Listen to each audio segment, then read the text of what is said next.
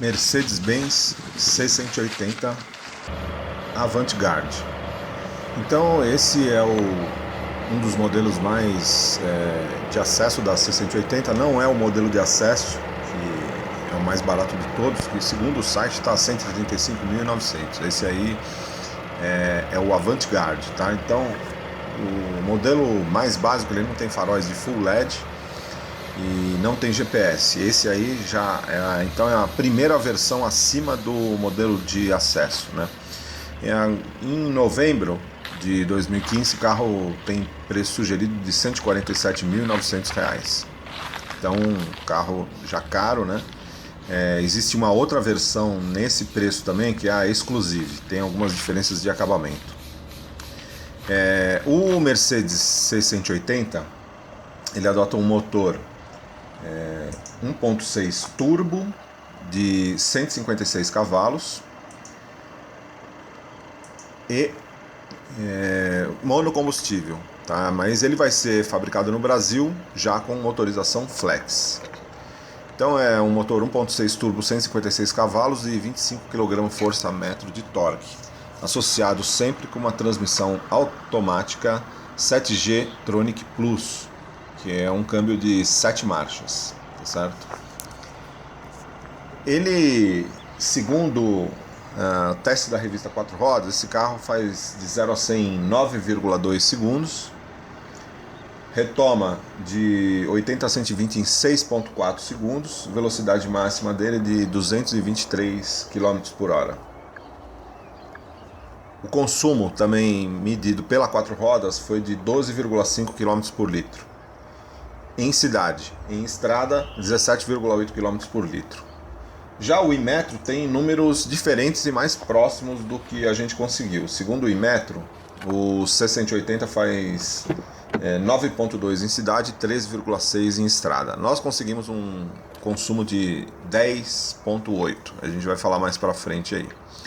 Então a gente está vendo o interior dessa C180. Ela vem com 7 airbags, o interior revestido em couro, piloto automático e limitador de velocidade e sistema de ajuste de modo de condução. Você pode ajustar para o modo Eco, modo Comfort, modo Sport ou modo Sport Plus, ou pode eventualmente até fazer um ajuste individual com resposta de acelerador, de transmissão, enfim. Então ele tem, como todos esses carros premiums aí, eles já vêm com esse tipo de função, né? O acabamento é muito bom, todo o painel inteirinho revestido em material soft touch. Então não dá para reclamar em termos de acabamento, realmente é muito bom. Um espaço interno também para um carro de cerca de 4,7 metros, 4,68 metros de comprimento. Ele tem um espaço interno muito bom, tanto para passageiros dianteiros quanto para traseiros. Graças a uma distância entre eixos aí bastante avantajada, né, de mais de 2,8 metros. Então é um carro realmente que, apesar de ser um modelo de entrada da Mercedes, ele tem... Não é o modelo de entrada porque você tem o CLA agora, né? Mas ele fazia às vezes de modelo de entrada até a chegada do Mercedes-Benz CLA. Então, uma coisa interessante também é que ele tem os bancos com ajuste do encosto, de inclinação do encosto e de altura, eles são um comando elétrico. Porém, o ajuste de posicionamento do banco longitudinal, ele é manual, né? Então, o porta-luvas eu achei um pouco pequeno também, e ele tem uma boa quantidade de porta-objetos. Esse porta-objetos aí especificamente cabe bastante coisa. Tem um porta-objeto central ainda na frente do comando do sistema de infotainment, que a gente vai detalhar mais à frente. Então, em termos, esse modelo aí também, o Avantgarde, ele tem detalhes em alumínio, ar-condicionado é 2 zonas de climatização, lanternas traseiras em LED, rodas de alumínio de 17 polegadas e tem também um sistema de iluminação interna baseado em LED, né? Então é bem legal. A posição de dirigir muito agradável, né? E com um volante que tem uma excelente pega, com comandos multifuncionais. O porta-malas tem em torno de 480 litros e também tem uma boa disposição, e as dobradiças são do tipo pantográfica, então ele acaba não ocupando espaço dentro do porta-malas, né? Quando você liga o carro, você tem uma chave que não é presencial, né? E ele te mostra esse painel analógico. Você tem na parte central do cluster um sistema de informação. Na parte de cima você tem como é que funciona a informação sobre a transmissão, e aí do computador de bordo, né? Então as informações, elas são correlacionadas com o que aparece na tela de 12,3 polegadas, que não é touchscreen, né? Então tem uma série de funções que você consegue acessar, como viagem, e aí quando tem o GPS está ligado, ele te informa aí também qual é o direcionamento que você tem que pegar. No caso de viagem, ele tem uma série de informações, né, de consumo, de tempo, e aí o sistema de ajuste de modo de condução, que é a tecla Dynamic, né, que você pode ajustar para Comfort, Sport Plus ou Individual, como a gente já tinha falado, né? E ele muda as características de funcionamento do carro, né? Lógico que o Sport Plus acaba ficando um carro mais esperto, um carro com respostas mais rápidas. E o modo Eco, que é o diametralmente oposto, ele é mais para economia de combustível, né? Se então você quiser economizar, você vai colocar em modo Eco. Então, esse sistema também tem a informação do rádio, né, e do sistema de áudio. Então tem informações de manutenção e de monitoramento de pressão dos pneus. Então você pode setar o nível de pressão dos pneus que você quer monitorar. Se ele altera isso, ele te manda uma mensagem, te dá mensagens também de manutenções programadas, né? Então aí a rádio, o sistema de rádio, você controla por este comando, né? É um comando circular que permite um clique, como se fosse um clique assim, né? Para você selecionar. E aí o porta-objetos que a gente tem na posição central. A gente vai ver também como que fica o C180 à noite, né? Porque ele tem um sistema de iluminação, é uma das características, né, desse C180, é o seu sistema de iluminação à noite, né? Então o painel tem um tipo de iluminação vermelha, né? Como a gente pode ver aí o console central não é muito agressivo não, tá? Então eu nem sei, eu acabei não pesquisando se dá para você elevar esse nível de iluminação, mas o foco central mesmo fica no cluster de instrumentos e no sistema de infotainment, né, que a gente vai mostrar os detalhes aí em breve. Com relação ao motor, aí 0 a 100 em 9,1 segundos, ele tem um desempenho adequado, e a BMW tem um desempenho melhor. A série 3 320i tem um motor 2.0, e porém eu considero a Mercedes um desempenho correto. E vocês podem ver o comportamento dinâmico dele, curvas também muito bom, bastante neutro, a tração traseira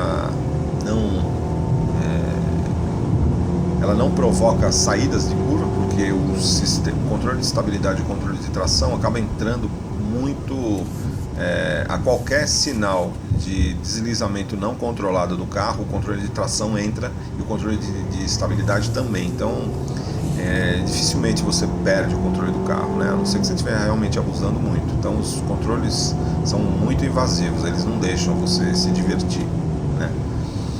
Então é o tipo, né, de característica de Mercedes, né? Um carro mais suave que o BMW, mais voltado para o conforto, com silêncio interno, e que nessa última versão da série C ela acabou fazendo alguma concessão para diversão. Então ela realmente está tá com um interior com uma característica mais esportiva, mais agradável, porém ainda assim ele é um Mercedes, né, que se refere a conforto e tal.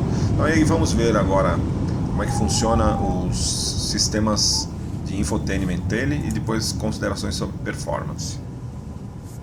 É a função quando o sistema de infotainment do Mercedes está conectado no telefone e o telefone tem conexão Bluetooth e internet, né?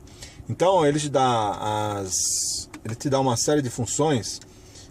Ele te dá acesso à internet, que você pode acessar rádios de internet, você pode acessar aplicativos da Mercedes, enfim. Infelizmente agora eu estou sem conexão à internet, mas tem a página móvel da internet e você acessa qualquer site também, entendeu? Tem um browser aqui que permite você acessar essas aplicações. Então essas são funções específicas do sistema quando ele está conectado à internet. Aqui do piloto automático, na realidade ele tem também uma outra função, que é o Limit Speedtronic.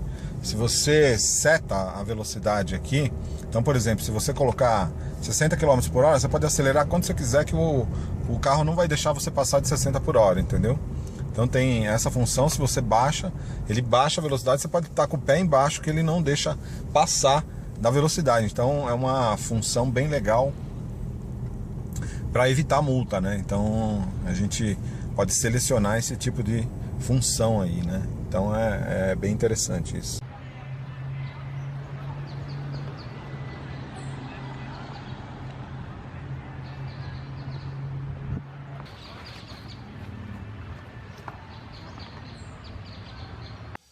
A chave não é presencial, é uma chave eletrônica, mas você tem que colocar aqui no tipo um contato, mas é um contato mais eletrônico, né? E dá partida aqui, né?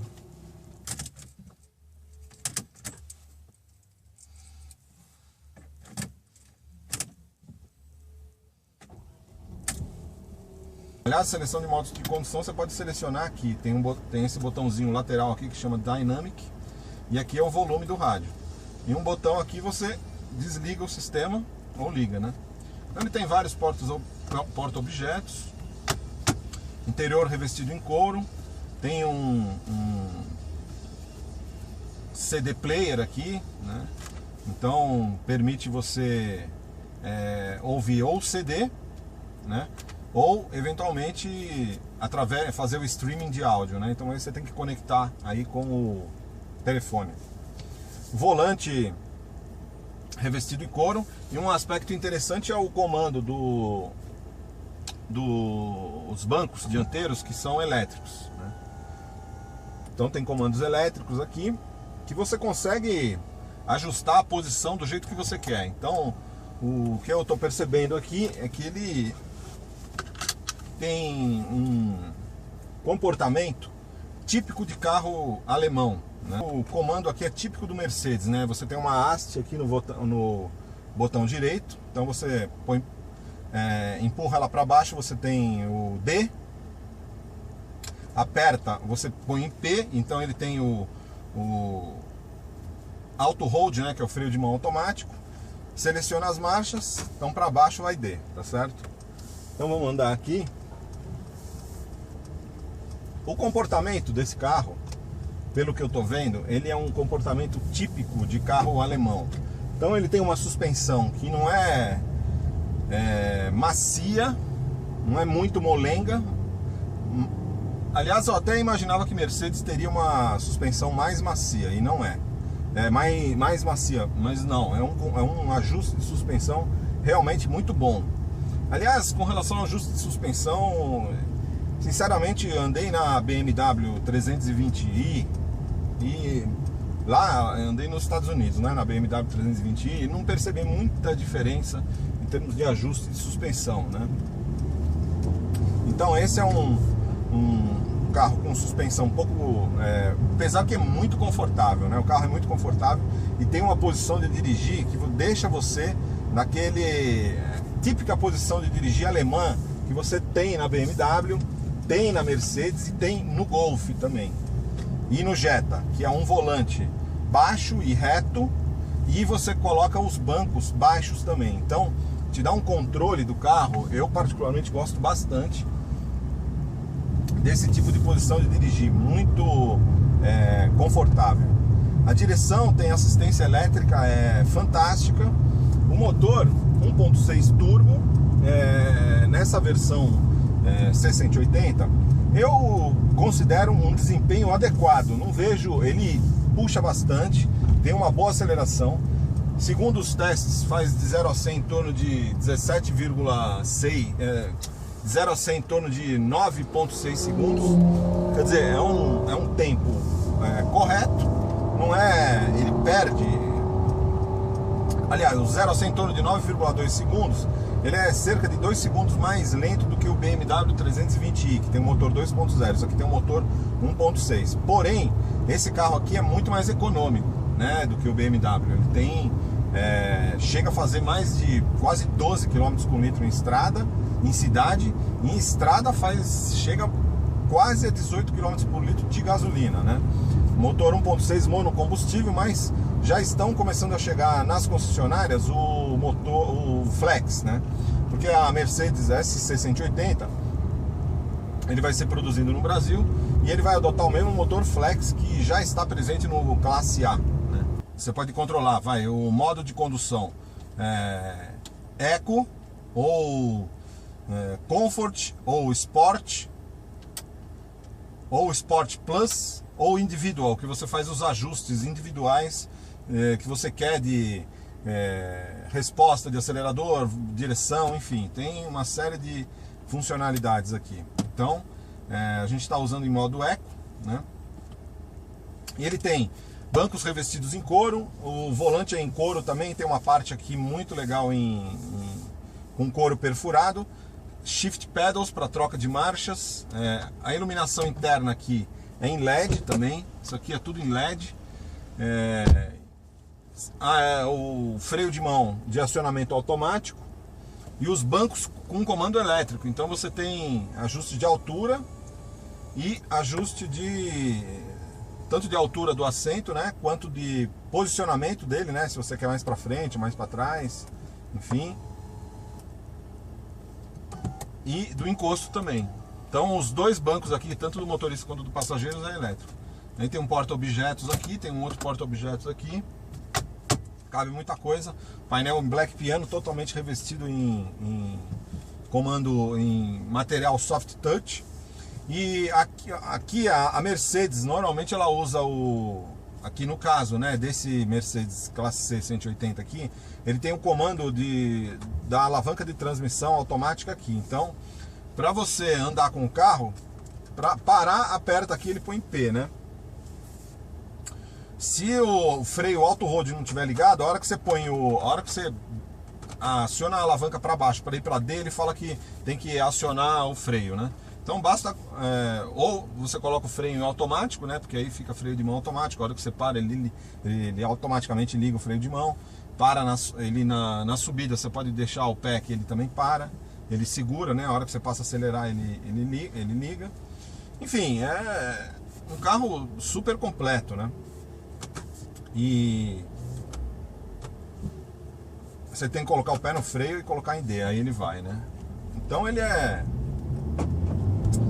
o desempenho, segundo a 4 rodas, de 0 a 100 em 9,2 segundos, é um desempenho, eu considero adequado, tá certo? Para um carro, né?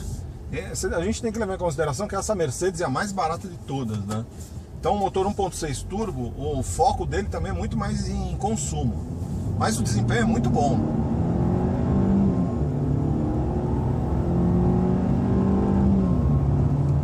É lógico que se você falar a BMW 320i é mais rápida, no 0 a 100 a BMW 320i tem um motor 2.0 com uma transmissão ZF de 8 marchas, faz de 0 a 100 em 7.2 segundos.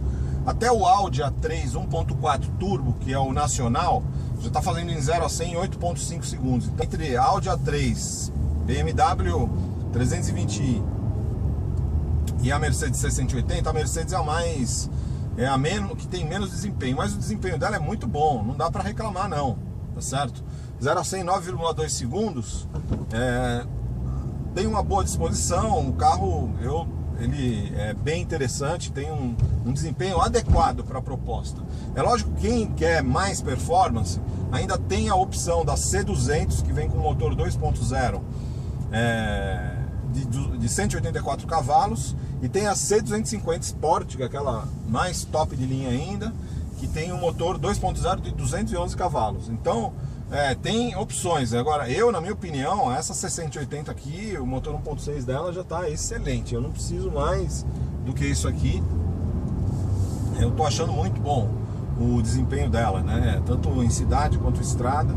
E a grande questão é o consumo. O consumo fica em torno de 11,5 km por litro em cidade e chega a quase 18 km, 17,8 km por litro em estrada. Quer dizer, é um consumo excelente, não dá para reclamar, né? Então o foco dela realmente é a eficiência, é um motor extremamente eficiente. A transmissão de 7 marchas tem trocas bastante suaves, né? Funciona muito bem. Dependendo do modo de condução que você coloca, ela passa a operar em regimes, passa a deixar o motor operar em regimes de rotação mais elevado ou menos elevado. Então se você colocar em modo, sei lá, Sport Plus, aí o motor já passa a trabalhar acima de 2.500 RPM, né? Você vê que o carro fica mais ágil, mais responsivo ao acelerador. Agora, para uma condução tranquila em cidade, o modo Eco eu acho que está muito bom, né?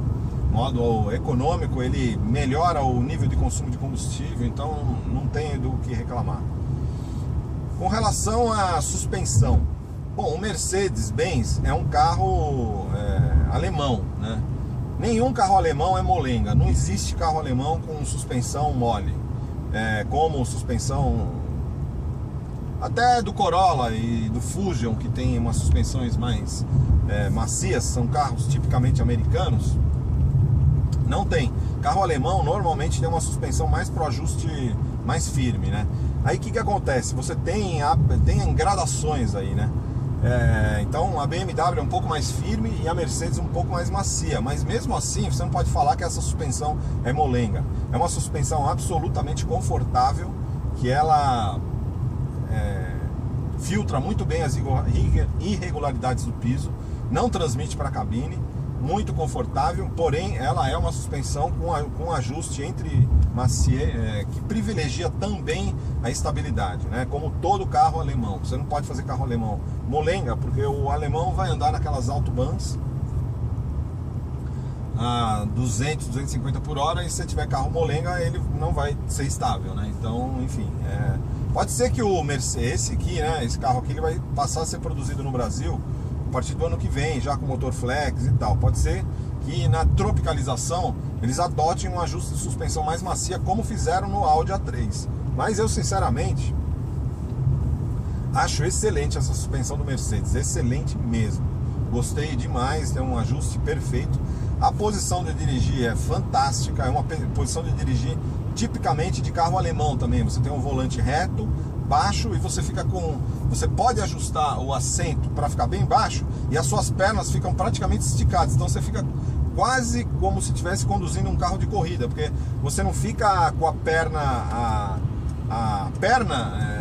o joelho fica praticamente a 180 graus, não fica a 90 graus como muitos carros aí, né?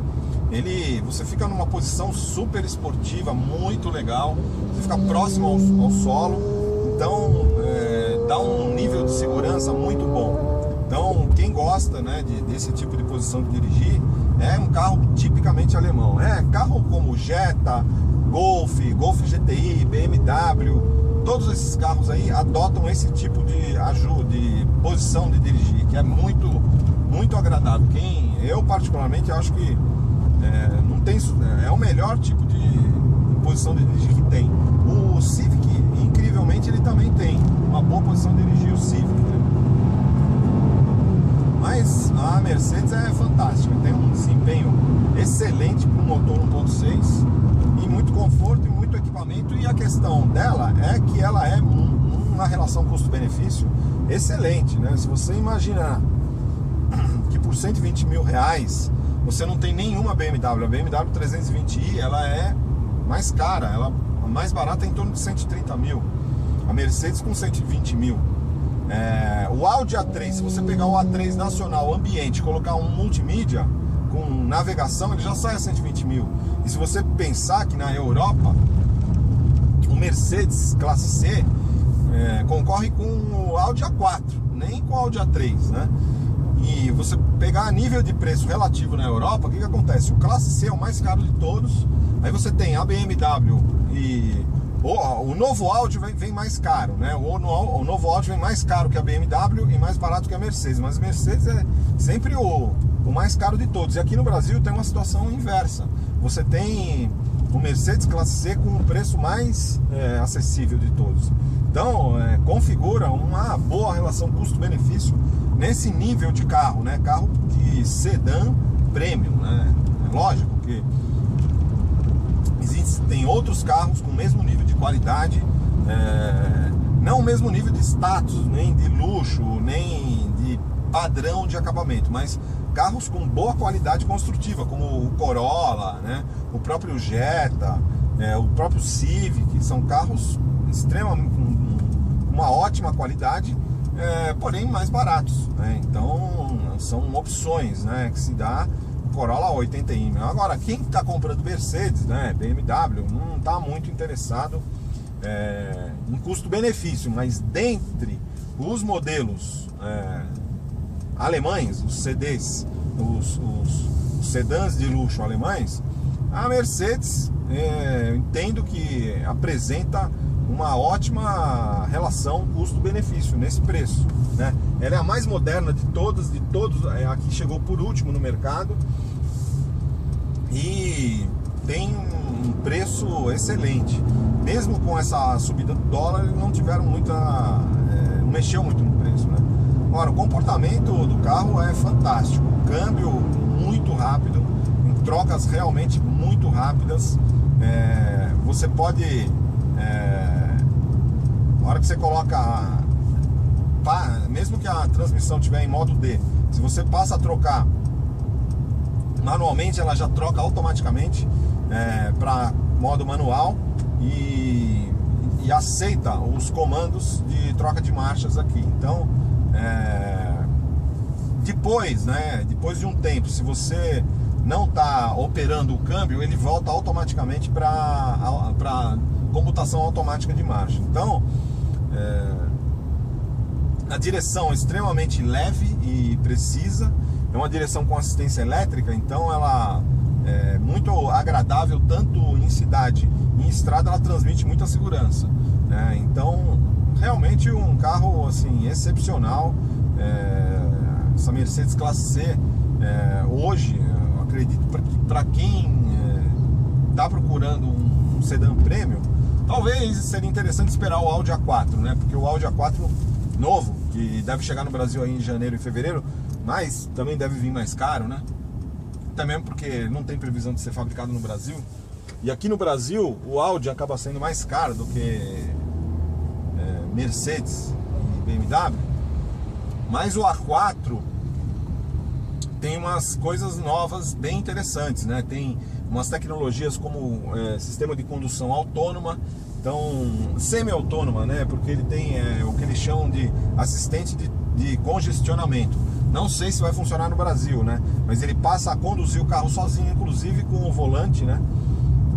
Inclusive controlando o volante até 65 km por hora em congestionamento. Então ele segue o carro da frente e se mantém em pista. Você não precisa nem mexer no volante, que ele vai sozinho, o Audi, né?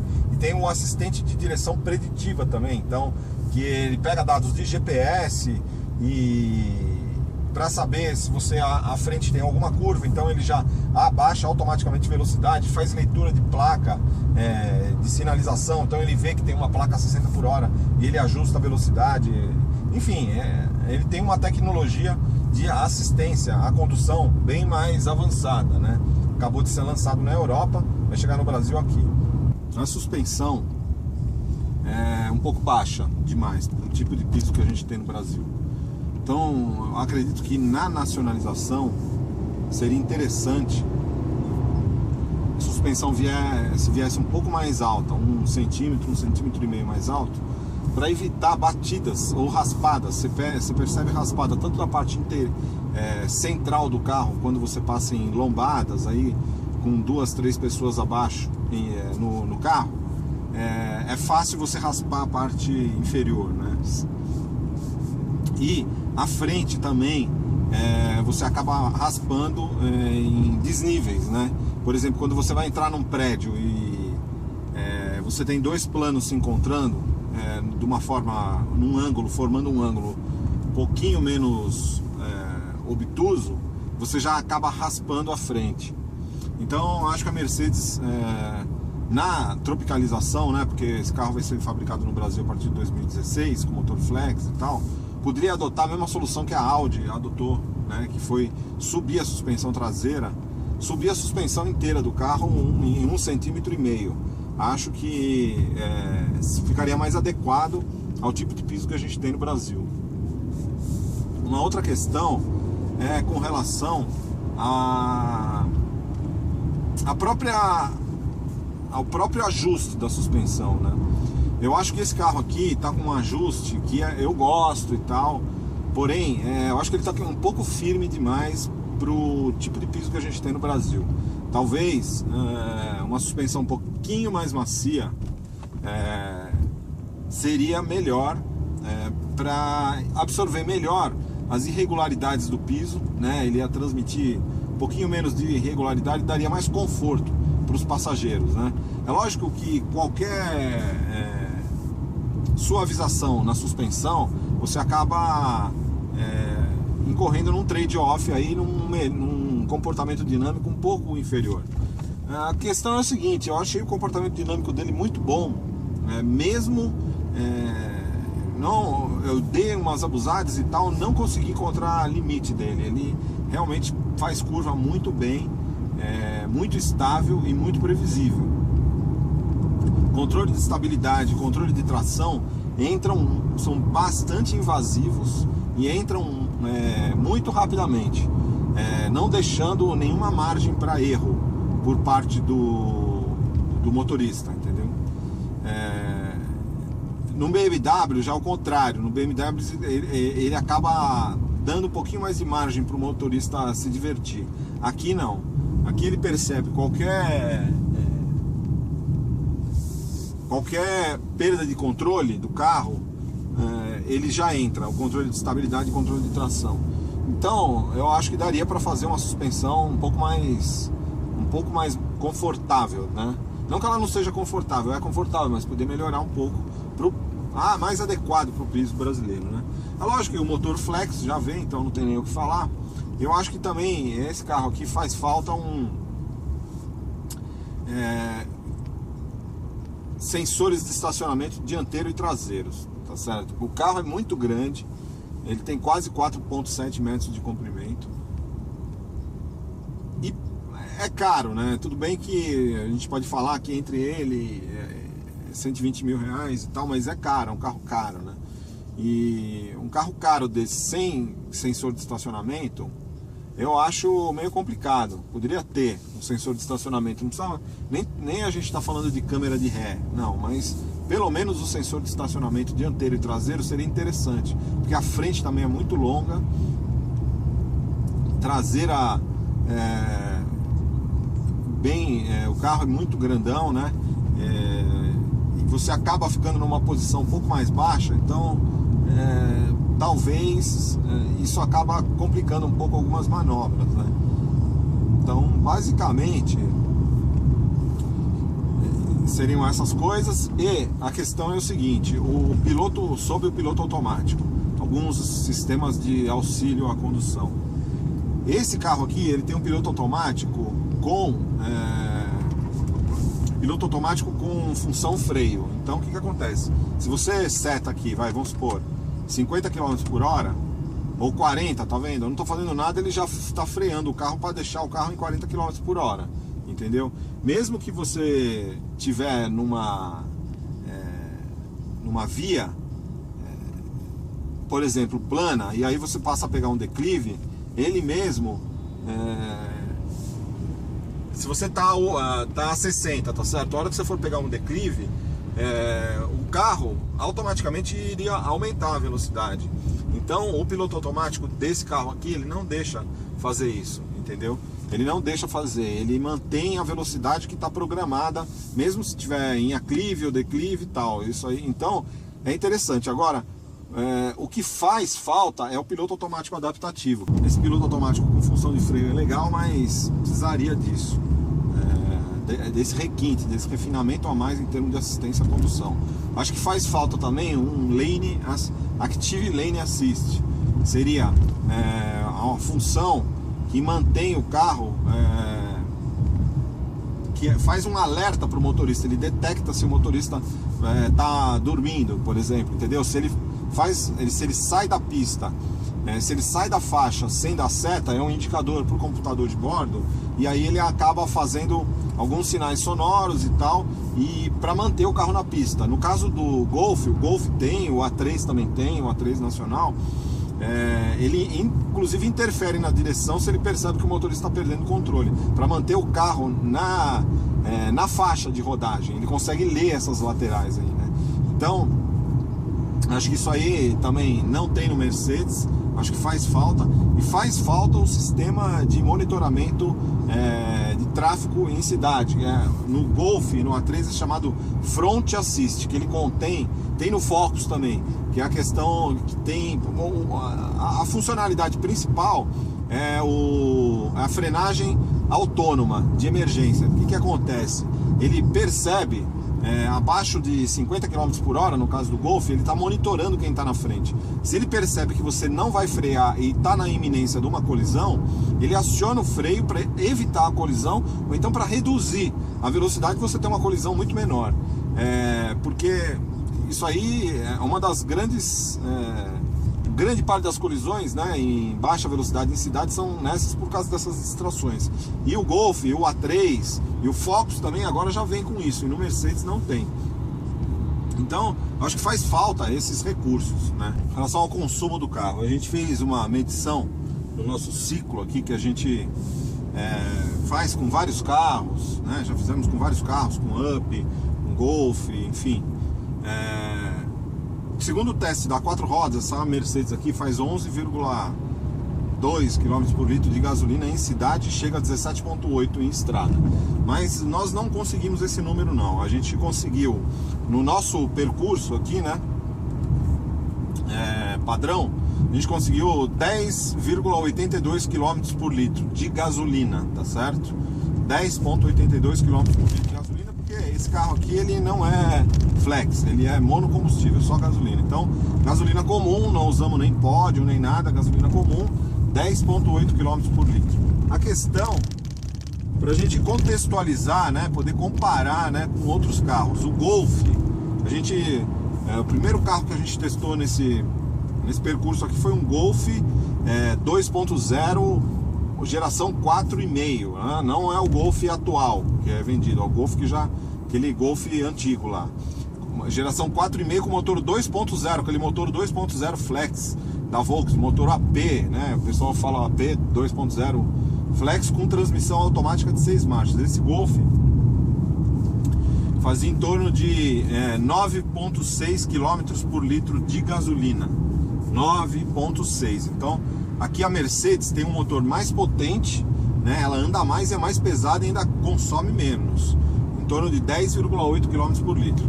Para a gente contextualizar mais ainda, um carro 1.0 que a gente testou em longa duração, ele fez um consumo de 13,5 km por litro de gasolina nesse percurso, né? Então 13,5 K 1.0, a Mercedes 10,8.